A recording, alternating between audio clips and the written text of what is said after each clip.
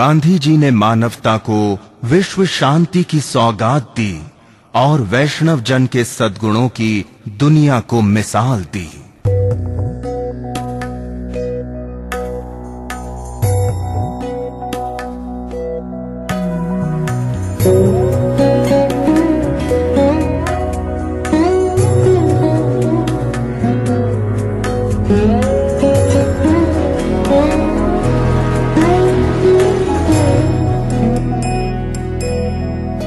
सभी जानते हैं पृथ्वी का 3/4 हिस्सा पानी से घिरा हुआ है। वर्तमान समय में हम जिस तरह पानी का दोहन कर रहे हैं, नदियों में कूड़े कचरे गंदगी फेंक रहे हैं, उस हिसाब से एक ये अनुमान लगाया जा सकता है कि सन 2030 तक स्वच्छ पानी मिलना मुश्किल है। सरकार तरह तरह के प्रयास कर रहे हैं नदियों को बचाने के लिए। वर्तमान समय में आजमगढ़ में भी एक मुहिम चला जा रही है जो तमसा को बचाने के लिए प्रयासरत है। हम अपनी इस डॉक्यूमेंट्री फिल्म के माध्यम से लोगों तक ये संदेश पहुंचाना चाहते हैं कि वो नदियों को प्रदूषित ना करें और जितना संभव हो सके इसे स्वच्छ रखने की कोशिश करें। संस्कृत भाषा का पहला शो मानसाद प्रतिष्ठान तमगुण शाश्वती समाज, ये वाल्मीकि ऋषि के मुख से ब्रह्मा जी की प्रेरणा से इसी तमसा नदी के तट पर जो उनका आश्रम था वहाँ पर उत्पन्न हुआ था और उन्होंने रामायण की रचना इसी तमसा नदी के तट पर की थी। बाराबंकी के तमसा का जो रतौली में तहसील में वहाँ से उद्गमित होकर यह फैजाबाद, अम्बेडकर नगर, आजमगढ़, मऊ, गाजीपुर होते हुए बलिया में गंगा में समा जाती है। श्री राम जब वनगमन कर रहे थे तो उन्होंने जो रात्रि विश्राम किया था वो अयोध्या से 14-15 किलोमीटर दूर इसी तट पर है। आज भी वहाँ पर श्री राम विश्राम स्थल मौजूद है।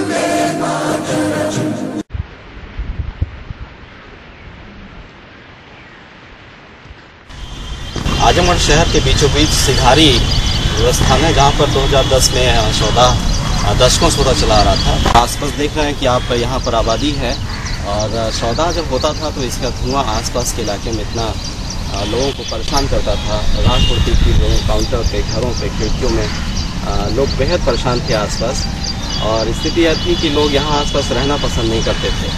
लेकिन जब से ये सौदा का कार्य बंद हुआ है उसके बाद यहाँ देख रहे हैं कि तेजी से आबादी बढ़ती चली आ रही है।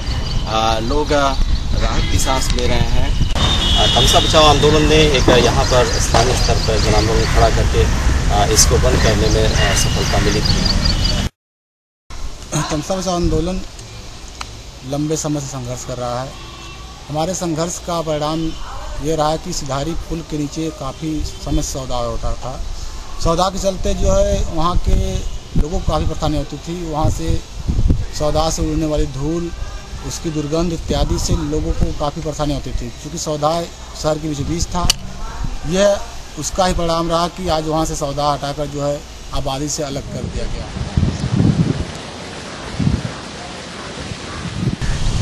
2010 में जब सुंदरीकरण हम लोग सिधारी पर सौदा का कार्य हम लोग ने बंद कराया, उसके बाद हम लोग ने मांग की शासन प्रशासन से कि एक पंजीकृत सौदागृह जो आजमगढ़ का है, राजगढ़ जो बेहद जीर्ण अवस्था में था, उसका सुंदरीकरण किया जाए। शासन ने उसके लिए 16 लाख रुपया निर्गत किया और डूडा जो कार्यदायी संस्था थी उसके द्वारा उसका सुंदरीकरण कराया गया, जिसमें टिन शेड और सौदा का जो शेड होता है, गृह होता है, बैठने के लिए जगह, इंटरलॉकिंग और बैठने का चबूतरा वगैरह और लाइटिंग की व्यवस्था वहाँ पर की गई।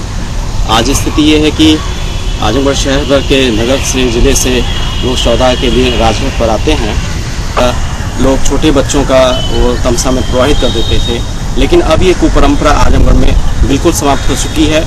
अब लोग राजघाट पर सभी तरह के अंतिम संस्कार के लिए या छोटे बच्चों का क्रियाक्रम हो वो राजघाट पर ही करते हैं, यहीं दफन करते हैं, यहीं जलाते हैं और राजघाट एक अच्छा विकल्प लोगों के लिए उभरा है।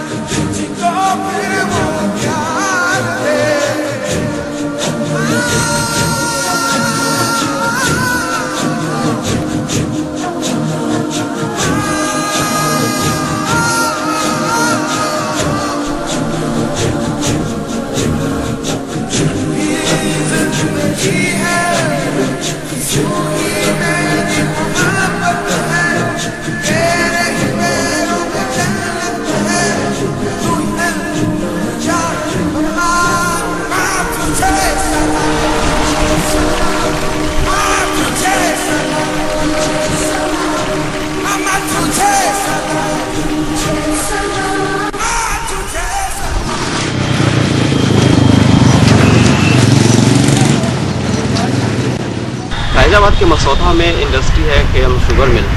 वो जब अपना प्रदूषित धुआं विस्तारित करती है तो पूरा मऊ तक की तमसा काली पड़ जाती है, मछलियाँ मर जाती हैं जो पानी का इस्तेमाल करते हैं जानवर, और ग्रामीण वो बीमार पड़ने लगते हैं, लोगों के शरीर में खुजली होने लगती है। ये हर साल की घटना है। हम लोग लगातार इस पर दबाव बनाते रहे हैं। लखनऊ के पोल्यूशन कंट्रोल बोर्ड से लेकर के फैजाबाद के कमिश्नर, अम्बेडकर नगर के DM और आजमगढ़ के कमिश्नर से हम लोग मिल करके, और जो फैजाबाद और आजमगढ़ मंडल का पोल्यूशन कंट्रोल बोर्ड है, हम लोग एक दबाव ये बनाते रहे हैं कि उस इंडस्ट्री पर कड़ी से कड़ी कार्रवाई की जाए, उस पर लगाम लगाया जाए। जो उसका ETP है वो काम कर रहा है या नहीं, इस पर बराबर निगरानी रखी जाए। हम लोग ने RTI के माध्यम से स्वयं वहाँ उपस्थित होकर के इन सभी जिलों में हम लोग मॉनिटरिंग करते रहे हैं और अधिकारियों से मिल करके उस पर एक दबाव बनाने का हम लोग करते रहे हैं, जिसका नतीजा ये हुआ कि विगत 2 वर्षों से तमसा काली नहीं पड़ रही है, मछलियाँ मर नहीं रही हैं और लोग अपने जानवरों को इसमें आते हैं या जो भी इसका इस्तेमाल करते हैं। ये काला पानी ना आई तो बढ़िया है, 2 साल से काला पानी ना आवत है, मछली सब जियत है नदी से और दोनों गंदगी ना हो पावत है।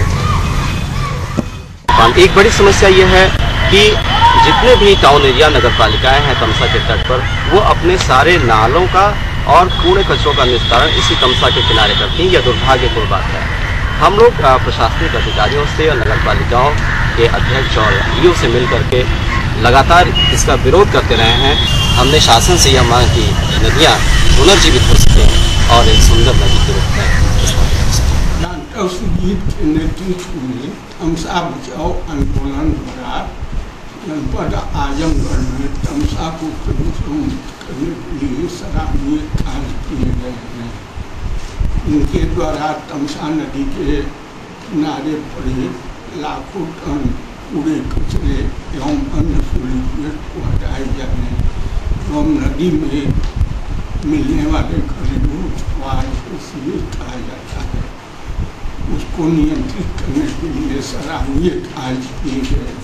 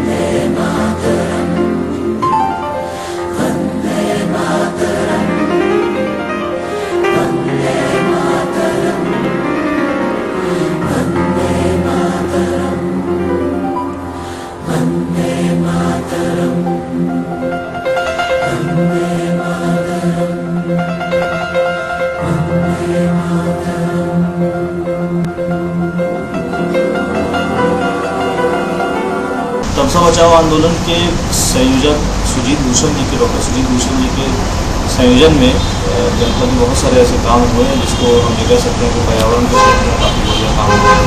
उदाहरण के तौर पर हम नाम ले सकते हैं सितारी पुल के नीचे पहले शौदा हुआ करता था, उसको वहाँ से शिफ्ट करा के राजघाट पे हुआ, राजघाट पे उसके बाद सुंदरीकरण उसका हुआ, गोदाम घाट पे पुल नया बना बनने की ओर अग्रसर है, दूसरी ओर हथिया पुल बनने की ओर अग्रसर है। ये सब सारे आंदोलन जो थे वो तमसा बचाओ आंदोलन के थे।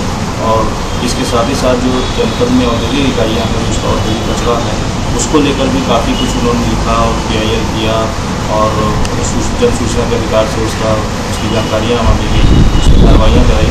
इन सब लिहाज से देखा है तो तमसा बचाओ आंदोलन के तहत डॉक्टर सुजीत भूषण का कार्य पर्यावरण के क्षेत्र में काफ़ी सम्मान है।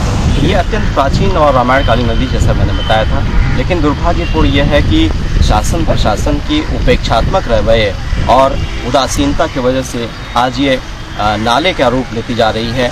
बरसात है इसलिए आप देख रहे हैं कि ये पूरे शबाब पर है, लेकिन जब बरसात नहीं होती है तो यह एक नाले की तरह से दिखती है। कई जगह पर बीच में सूख भी जाती है और तमाम छोटे छोटे जो नाले और नदियाँ मिलती हैं इसमें जाके इसका रूप थोड़ा सा बृहद होता है। आज जो शहरी नाले इसमें गिर रहे हैं या जो इंडस्ट्रियल डिस्चार्ज है, जो शहर के कूड़े कचरे हैं, उसका नतीजा ये है कि आज ये बिल्कुल लुप्त होने के कगार पर है। तमसा बचाओ आंदोलन लगातार इसके लिए प्रयत्नरत रहा है कि इसमें जो इंडस्ट्रियल डिस्चार्ज है वो न गिराया जाए, जो शहरी नाले हैं, जो कूड़े कचरे हैं, इसमें निस्तारित न किया जाए, यत्र तक सौदा न किया जाए और जो भी चीज़ें इसके संरक्षण के लिए हम लोग कर सकते हैं, घाटों का सुंदरीकरण है, इसके बारे में जागरूकता अभियान है, हम लोग निरंतर चला रहे हैं।